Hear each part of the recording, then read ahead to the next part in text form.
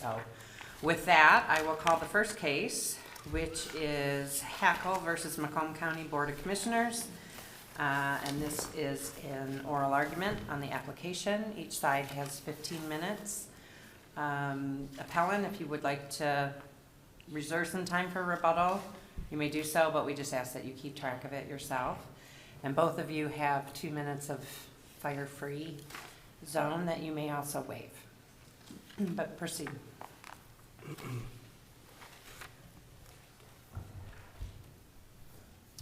Good afternoon, Your Honors.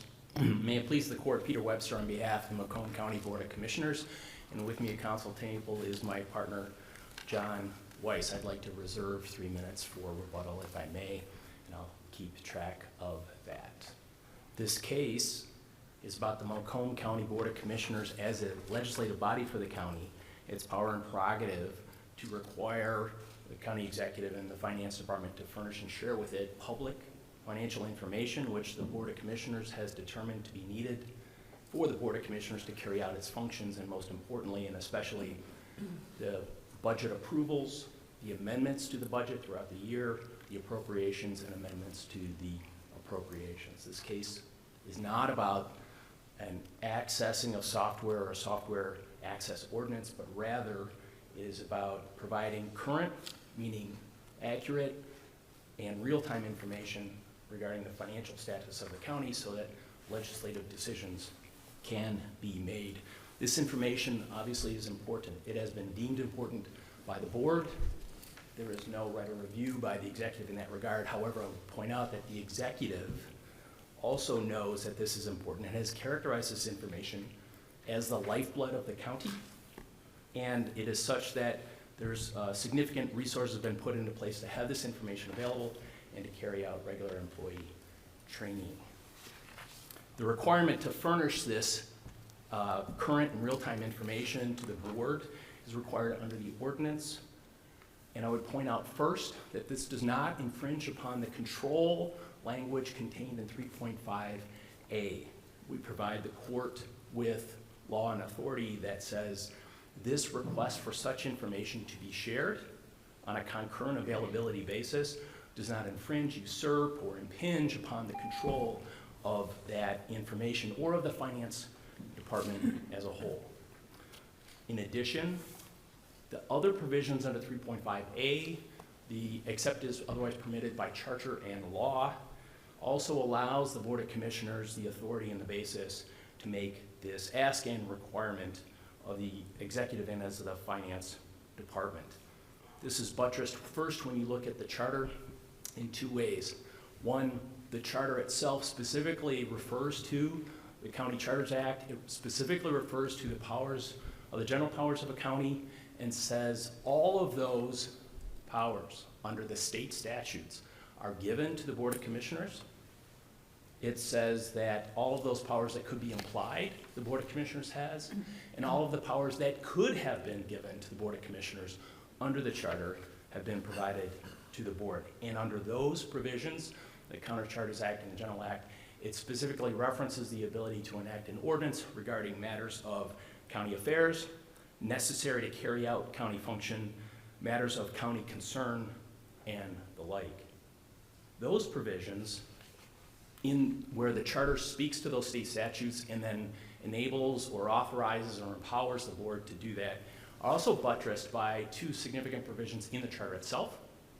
3.7D says that the board can require additional information that the board sees fit, and that also under 8.6.1 in the context of the budgeting process authorizes the board to request such information. Council, can you help me understand why sort of ongoing real-time access is linked to budgeting? Absolutely. So first we identify in our briefing 2 things. There's 2 major components to it. There's an annual budgeting process which takes place at least 90 days or even oftentimes greater when people are preparing. But a budget has to be presented, and that budget process is involved and it goes out through the fall of each year. So as part of the heavy lift with respect to the annual budget, it absolutely applies to that, and I can speak to how it does. But I also want to point out as part of our briefing that over the years, on average, there's about 90 budget amendments that occur over the course of a fiscal year. And those budget amendments are oftentimes, well, they're not just as important, but obviously they're significant. And so this is an ongoing matter. It's not just kind of once a year in the fall of each year with respect to the budget cycle. And so I wanted to point that out. We identify in the court record of the problems and why this information is necessary. And if that's part of the court's question, I can answer that as well. We identify, just quickly, the information that is provided is in a budget book, and it is rolled up line items. It is not rolled down line items. And so that is a problem for the commissioners and their staff to look at what's going on. Why is that a problem? The specific example identified as part of the record is that under the capital outlay line item, you don't know how many vehicles are being purchased by the county in the fiscal year. Don't have that information. That's one example. The other example is that the real-time element is current information, which is accurate information. And this is indeed an advent of the development of electronic financial information, and so that it is identified also as part of the record. That's important. It is highlighted as being a critical component to the finance department, and looking at the same numbers is very important as well. So your example of the capital outlay, I mean, the commission can just ask for that information, and doesn't the executive, according to the briefing, it sounds like he's like, yeah, I'll get you the information. Yeah, if I may? Yes. Certainly. The asking for information, and this is identified also as part of the record under the affidavit and otherwise. Commission would ask for the information, and so information is provided. It's not what we asked for. Oh, what were you asking for? And so that's time delay and process. Well, I needed that information for the meeting in 2 days, and it is also accompanied with, why do you need that information, right? And so having real-time access and being able to look at the shared information is important. And this is an ongoing problem, and as identified, for example, every year the chief of staff provides a report of what the problem is, and that's part of the public record. And even in 2024, literally the Board of Commissioners, each county department, and the finance department, we're looking at 3 separate numbers. It is a problem, and the provision of the ability to simply look at the concurrent available information would be very efficient, and the decision to make that is on the board. So I hope that answers the court's question in that regard. Yes, that's helpful. I want to just shift to the amorphous question of what is law. I mean, would you concede that there are places in the charter that it seems like they're talking about state law? When you talk about elections and certain things that really only the state can do. I would assume that an ordinance certainly wouldn't fit in that definition of law when the charter refers to those things. Certainly. So the phrase or law comes up in this context, or is at issue in this case because of 3.5A. And that the law in that context, and as used without a modifier, it's not a law, the law, state law, just says for law. It is a broad concept, and that this court, through cases which we've cited, which include the People versus Goldman, People versus Hanrahan, the Wilkman case, and Clam Lake, identify that ordinances are law. And so I would identify this to the court. The ordinances that are validly enacted fit within that broad definition of law as used under 3.5A. Not, the law under 3.5A includes more than those validly enacted ordinances. And so all validly enacted ordinances are law as it's used, but not all law is the validly enacted ordinance. They're not coterminous or co-linear. The law, as we identified in our briefing, includes the Constitution, it includes statute, it includes ordinances. And I would concede, if the court is asking, is the charter the the best example of consistency and usage of those phrases and references. I would say could there be improvement? Yes, but under this context where there's reference to charter or law, it is that broad construct which draws in the ordinance that was passed in this case, and in particular, that this ordinance deals with the provision of financial information. And we see, starting with the Michigan Constitution, where public financial information is to be made available for inspection at a constitutional level, and we see where the other cases, like Scioto Township, say that such financial information should be concurrently available. And we see the charter directives under 3.7D and 8.6.1 that this information is to be provided, and we see the UBAA where it says we can ask and have this information. It all portends that it fits within the construct here. So you admit the charter's poorly drafted. So are we to just ignore ordinance and just assume law includes ordinance in all instances, and when they use ordinance, it's a surplusage, but so what? The surplusage canon just doesn't apply here. Thank you, Justice. Yes, it could be better. We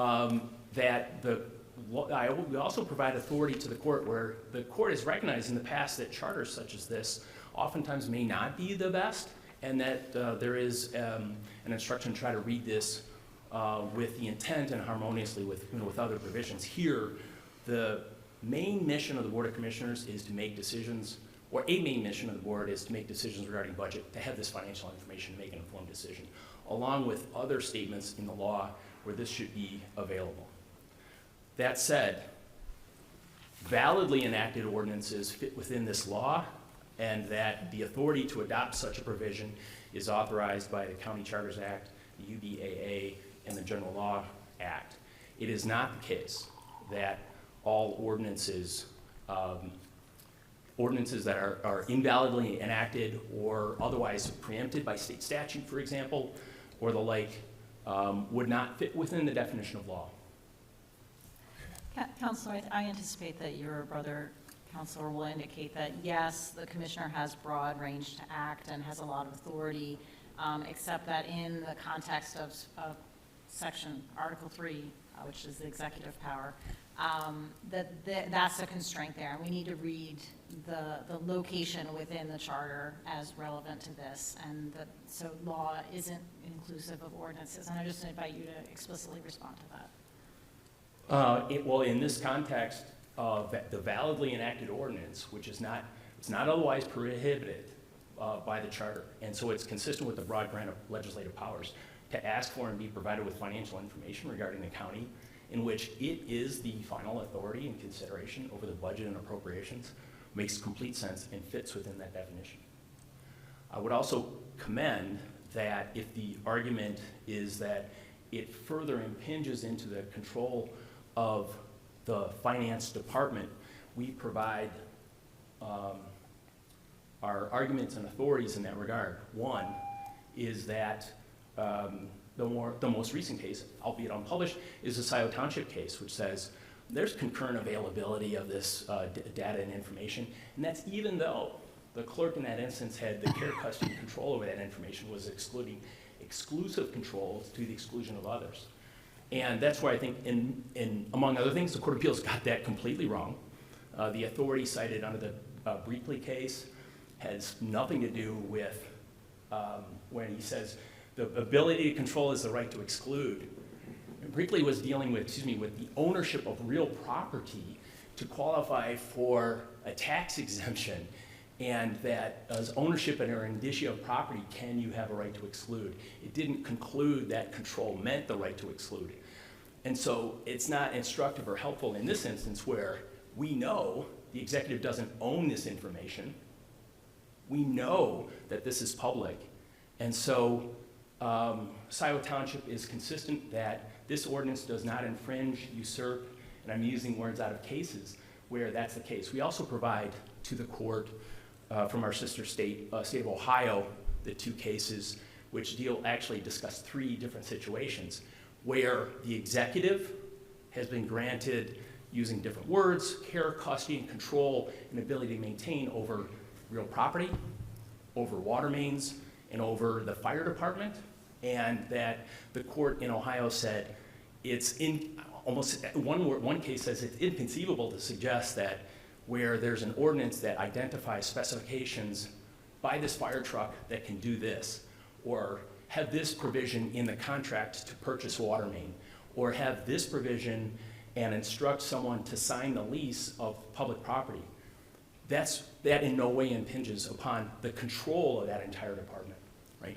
Here, it's even not as immediate. In fact, it's so important in the financial, and I'm just emphasizing the importance of this because it's recognized. We're talking about literally, as everyone admits, the lifeblood. This is an important feature with respect to the financial data that is ongoing throughout the year.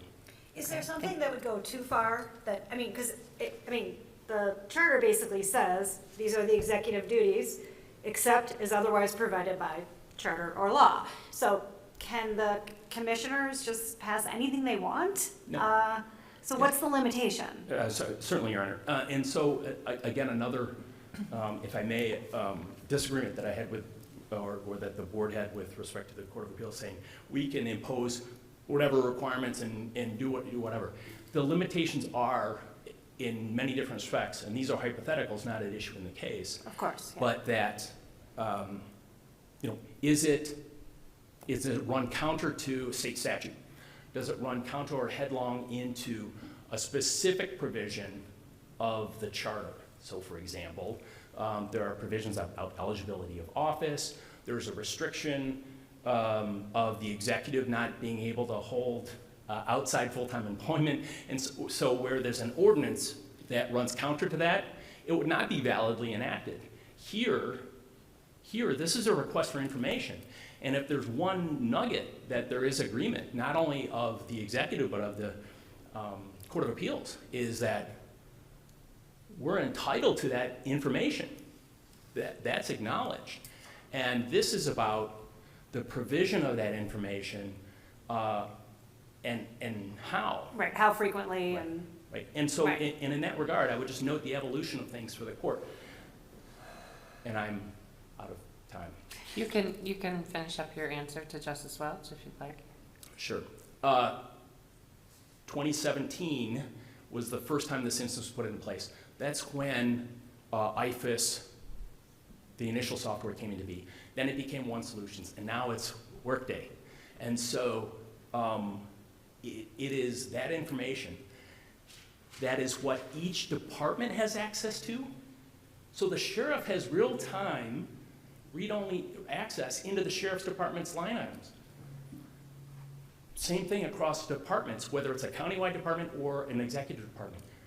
The only entities that can see across all of those is the executive and the finance department. They preclude the board from looking at that, the one entity that has the final right and responsibility to approve all that. We just simply want that to be shared. We want to look at the same thing. Okay, thank you, Thank Mr. you. Webster.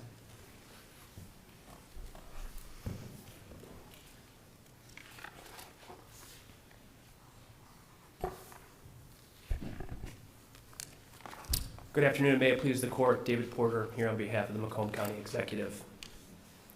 This case is not about furnishing information, it's about access. This case is not about general law county powers, it's about the allocation of powers in a charter county. The question in the cases this afternoon is one of interpretation of a charter. Simply stated, does the word law, as used in a county charter, include ordinances? You've heard a lot of reasons from Brother Counsel today about why the answer to that is yes, but what you didn't hear is the word context. That's the most important ingredient in the interpretive mix. Yes, there are going to be dictionary definitions of the word law broad enough to include ordinance. Yes, I'm sure there are judicial decisions that say the same. But those sources do not help answer the question in this case. The answer to this question in this case looks to the drafter's intent of the Macomb County Charter. What is the meaning that they gave this phrase throughout the charter?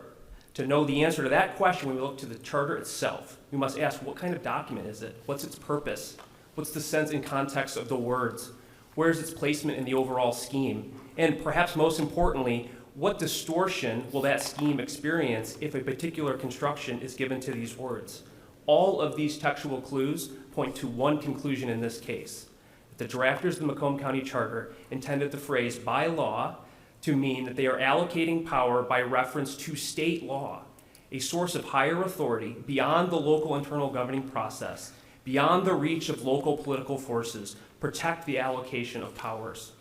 Under the Commission's interpretation, charter language meant to insulate governmental powers from legislative intrusion actually allows it to alter, diminish, even eliminate those allocated powers by a simple majority vote. That will spell the end to charter county government. It will have significant ramifications, not just here in Macomb County, but in Wayne County and the city of Detroit, the state's two largest municipalities that also have charters that, like Macomb County's, use the phrase by law in the same way. So we're here to urge this court to reject the proposition that when the drafters of the Macomb County Charter used that phrase, they did not allow an action to be authorized by law simply because the commission says so. But why would that be the end of charters?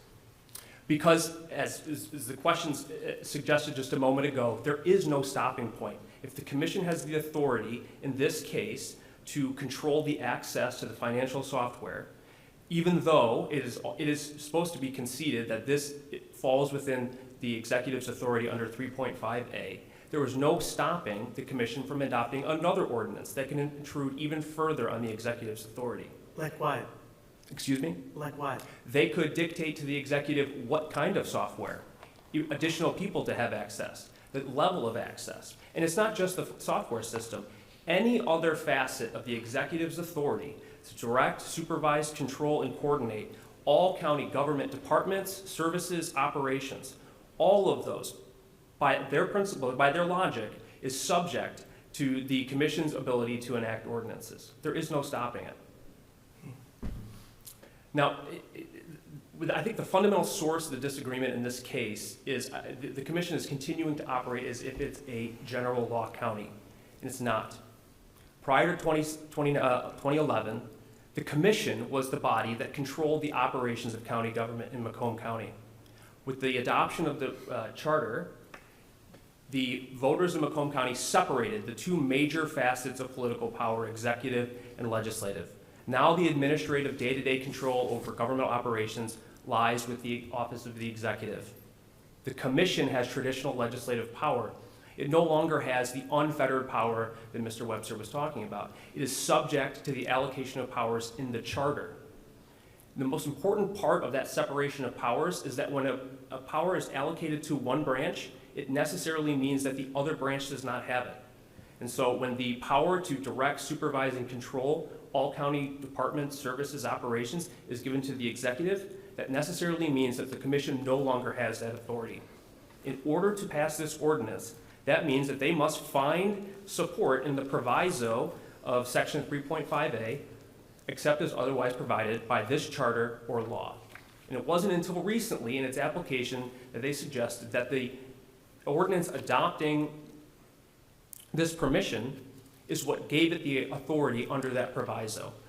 Just note again for the record that that is an entirely unpreserved argument, and we'd ask the court to reject it on that ground alone.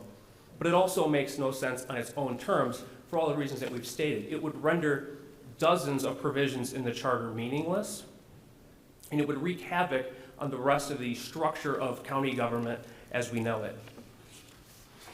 Just to illustrate the point, all one needs to do is take a blue pencil to the charter, and everywhere where it sees the phrase by law, just cross out the word law and write in ordinance. So the executive's veto power in section 3.9, it says, unless prohibited by law. So just cross out law, write in ordinance, and all of a sudden the executive's veto power, the one executive check on the abuse of legislative power, is subject to commission control. So Counsel, your position is that law means state law, and that the charter is specific when it speaks about ordinances, right?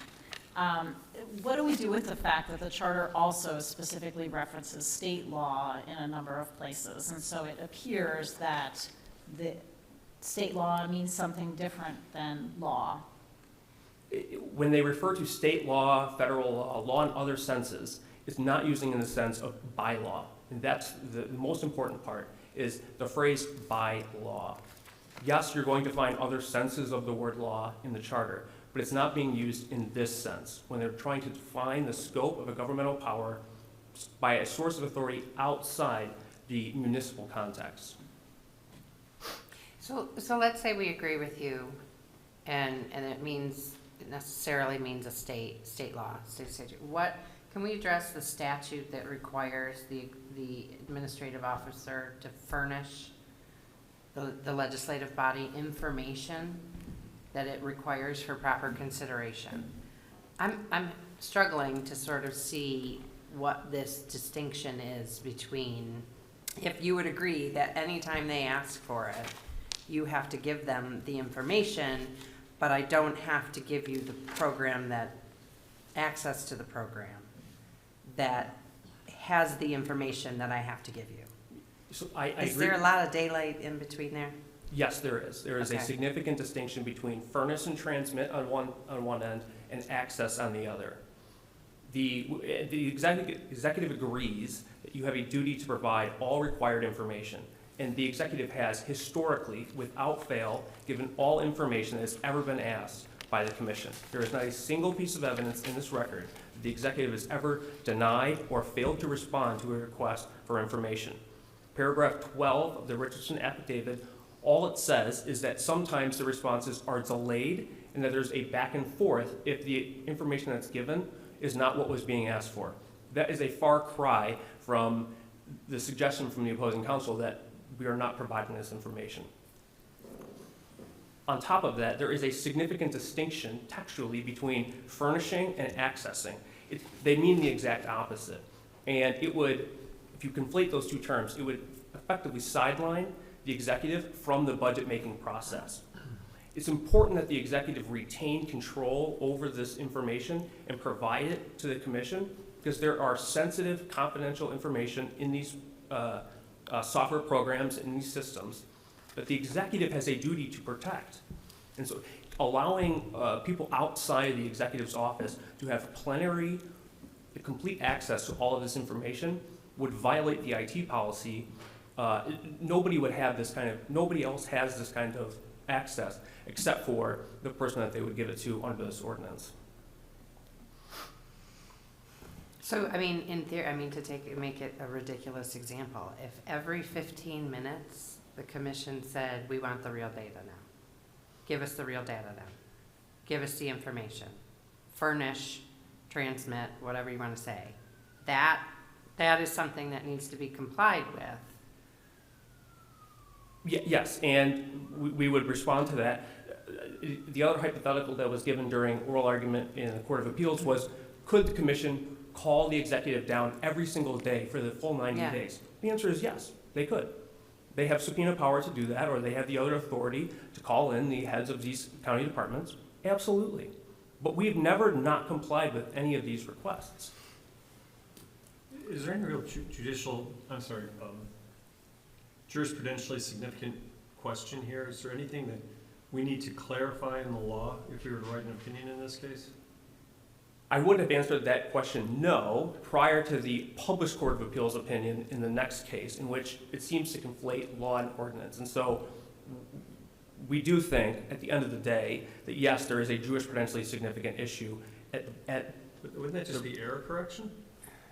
Excuse me? Why is that jurisprudentially significant? Wouldn't that just be error correction? We think the issue is jurisprudentially significant. I don't think the court needs to do anything in this case in order to address that jurisprudentially significant issue. It can simply deny leave. But I don't want the court to take away from the message or the understanding that we think that the second question being asked here is no longer important. We do think it is, but it's squarely presented in the other case, and the court can address Isn't that, I it. mean, your point is saying is that context is what matters, right? So in the context of this provision, talking about these particular issues, your position is X, and the context of the word law can mean something different in the provisions that are at issue in the next case.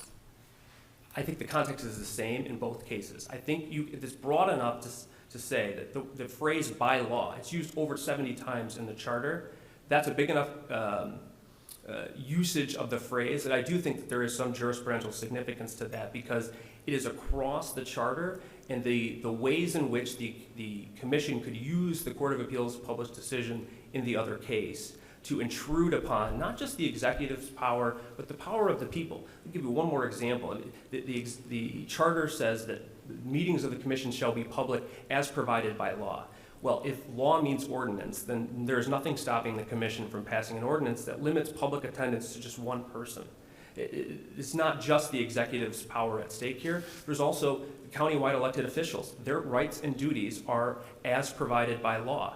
So again, the commission could add duties, take them away, and it could impact the sheriff, the prosecutor, the county clerk, all of those public officials. So there is some jurisprudential significance to this issue. I just don't think it's presented in this case. You can deny leave here and still address it in the second case. Can you tell me, I mean, I'm struggling a little bit too. I mean, obviously, it's used in, sometimes it says ordinance, sometimes it says state law, sometimes it says bylaw. And your suggestion that we could just replace, it would be absurd to replace bylaw with ordinance, right? And if we did that, did a find and replace in the document, that would be a ridiculous result. But really what we're talking about in A is by this charter or law. Is the more precise phrase this charter or law? I don't think so, because if you do survey the entire charter, you're going to see different permutations of this. You're going to see by law, by this charter or law. You're going to just see provided by law, permitted by law. You're going to see other series in which ordinance is included. The key is the by and law. You can take out other sources of law in there. The point is still the same. Okay. Just to return to I think the consequences of adopting the argument that there's a similarity between transmit and access. I just want to point out, this case was about furnishing information to begin with. Suddenly, the commission has now changed its tune and said, no, this is not about access. This has never been about access. The words of the ordinance itself read, the Director of Legislative Affairs shall be given real-time read-only access. And so for the commission to now say this has never been about access, this is just about providing information, it's a realization on their part that their ordinance, as drafted, has a problem, because the words of both the charter and state law don't say access. They say transmit and furnish. And the executive's position since day one has been, we will give you all of this information. We will give it to you in whatever format you desire. If they wanted an electronic sortable format, if they wanted a rolled down format, all of that, we will provide it to you. You just cannot get on our own systems and do it yourself.